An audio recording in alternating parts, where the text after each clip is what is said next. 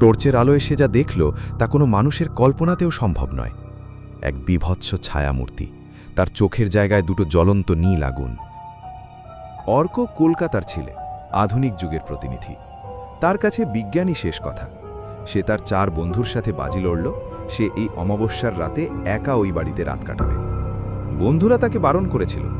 গ্রামের মণ্ডলমশাই হাত জোড় করে বলেছিলেন, বাবা অর্ক, ওটা রক্তের নেশা ধরা বাড়ি, ওখানে একবার কেউ ঢুকলে তার আত্মা আর মুক্তি পায় না। অর্ক শুধু হেসেছিল। তার কাঁধে ব্যাগ, হাতে দামি টর্চ আর বুকে অদম্য সাহস। সে জানত না এই জেদ তাকে কোথায় নিয়ে যাচ্ছে। রাত তখন ঠিক 10:30। চারপাশটা যেন হঠাৎই থমথমে হয়ে গেল। ঝিঝি পোকার ডাকটাও যেন কেমন যান্ত্রিক মনে হতে লাগল। অর্ক যখন দিঘির পাড়ে পৌঁছল, তার নাকে এলো এক তীব্র গন্ধ। অনেকটা পচা মাছ আর মানুষের ঘাম মেশানো একটা ভ্যাপসা গন্ধ। সে দেখল দিঘির জলের ওপর দিয়ে একটা হালকা সাদা কুয়াশা বয়ে যাচ্ছে, অথচ আকাশে চাঁদ নেই, চারিদিকে ঘুটঘুটে অন্ধকার। অর্ক পা বাড়ালো অট্টালিকার দিকে। মস্ত বড় লোহার ফটক। হাত দিতেই জং ধরা লোহার কর্কশ আওয়াজ নিস্তব্ধ রাতকে ছিঁড়ে দিল। বাড়ির ভেতরে ঢুকতেই গা ছমছম করে উঠল। টর্চের আলো যেখানে পড়ছে সেখান থেকেই যেন অন্ধকার আরও ঘন হয়ে ধাওয়া করছে। অর্ক দোতলার বড় হলঘরে তার বিছানা পাতল।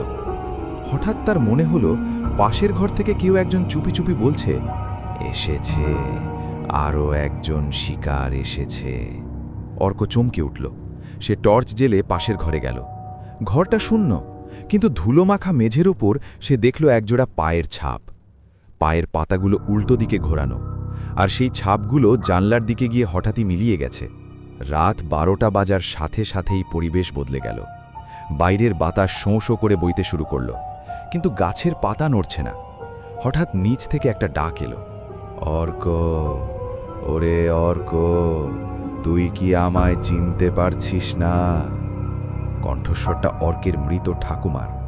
অর্কের শরীরে কাঁটা দিয়ে উঠল। তার ঠাকুমা তো বেনারসে মারা গিয়েছিলেন 5 বছর আগে।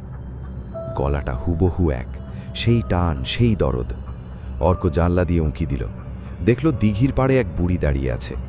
পরনে সাদা থান, কিন্তু মুখটা যেন মাটির দিকে ঝুলে আছে। অর্ক ভয় পেয়ে দরজা বন্ধ করতে গেল, কিন্তু দরজাটা যেন কেউ ভেতর থেকে টেনে ধরল। হঠাৎ অনুভব করল তার ঘাড়ের পেছনে এক পচা ঠান্ডা নিঃশ্বাস। একটা হাড় সর্বস্ব হাত তার কাঁধে এসে ঠেকল। অর্ক আর্তনাদ করে পেছন ফিরল। টর্চের আলো এসে যা দেখল তা কোনো মানুষের কল্পনাতেও সম্ভব নয়। এক বিভৎস ছায়ামূর্তি, তার চোখের জায়গায় দুটো জ্বলন্ত নীল আগুন। চোয়ালটা ঝুলে বুকের ওপর এসে ঠেকেছে, আর তার সারা